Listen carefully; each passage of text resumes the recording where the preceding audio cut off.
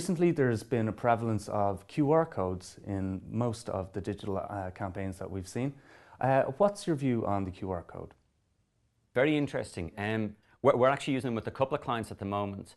I think it extends the ability of print media in one case. So you can add extra stuff onto your press ad or onto your outdoor ad.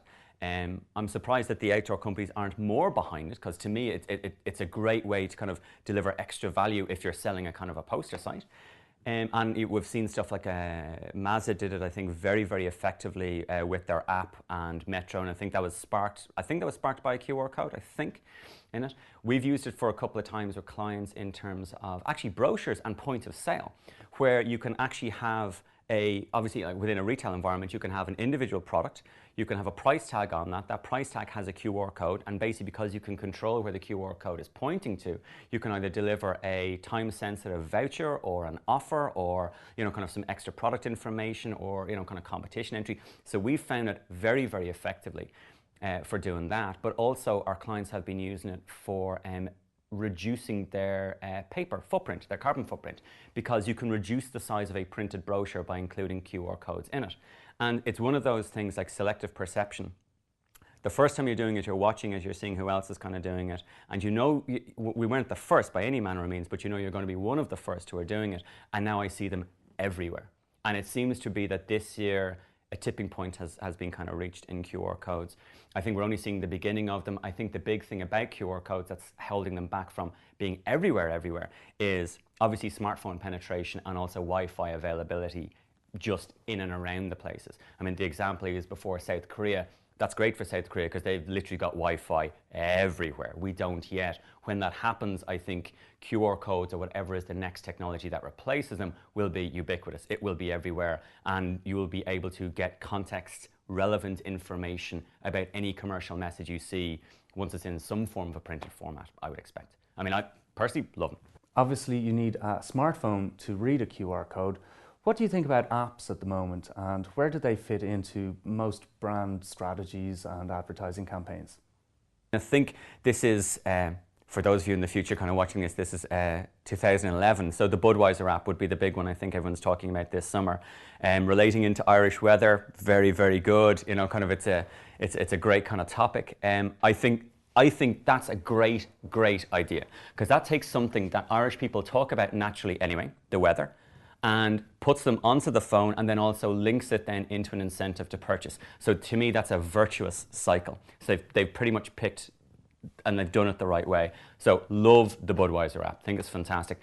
I mean, apps are by definition, they've got to be entertaining or functional. I mean, that's it. That's really, really it. There's got to be something about the app that kind of works for you, that kind of rewards you, be it entertainment, be it does something that I really kind of value. So I think, again, going back to the earlier thing, it's figuring out what the idea is. The Budweiser app, to me, is the insight is Irish people talk about the weather. We want people to drink more Budweiser, albeit responsibly. So we're going to link that purchase and that consumption into this conversation. I think that makes sense. And virals at the moment, people like them or they don't like them. They're notoriously difficult to make work. What are your views on the viral? I think when they work, they're phenomenal. I mean, as everybody knows, but viral is a term that is conferred on something after it has achieved a status that no one can possibly have planned for. We analysed every couple of months, what we do is we go onto YouTube and we look at what are the top 100 videos, and we try and categorize them into various kind of categories. And we've come up with 5 of them there seems to be 5 categories that we've identified. The first one is celebrity, and that's going to be anything from Rihanna's new song to the trailer of a movie. So for most marketing managers, that's an irrelevancy, because you don't have Rihanna and you're not marketing the new Transformers movie. So let's just park that to one side. The second one is going to be cutesy, Charlie bit my finger, fluffy kittens, pictures of babies, whatever happens. Again, I think you run a real risk of getting that wrong if you try and use deliberate or cutesy in advertising. The only one I can think of that worked really well is the Evian babies, the roller skating babies. Personally, I find them deeply creepy, but there's something about babies acting as adults, it kind of doesn't work for me. But yeah, so that kind of works. Then we get into what we would call the id, which is the darker stuff, which is someone always comes out of it badly. So someone gets hurt. So any of the falling ones, any of the practical joke ones, these are also tremendously kind of popular on it.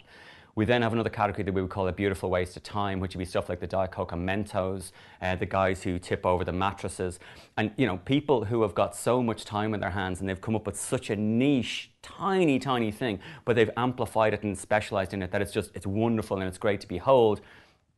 Yeah, very popular. But I think you'd be up all day kind of thinking about them. And then the final one then is feats of superhuman strength or capability. And this would be like Nike have done them before with kind of some of their sports people. Ray-Bans did it with the people throwing the sunglasses and stuff as well. Microsoft have done it with the kind of slides. So they seem to be the categories that viral stuff works in kind of on YouTube in terms of popularity. I would not ever advocate to a client to try and make a viral campaign. It's far too risky.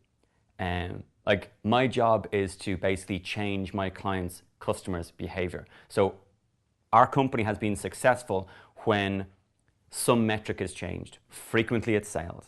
But it could be another measure as well. It might be intention to purchase or consideration. So that's what we focus on. Rob Coyle from Bloom Advertising, thanks for coming in and talking to us today at Digital Marketing School.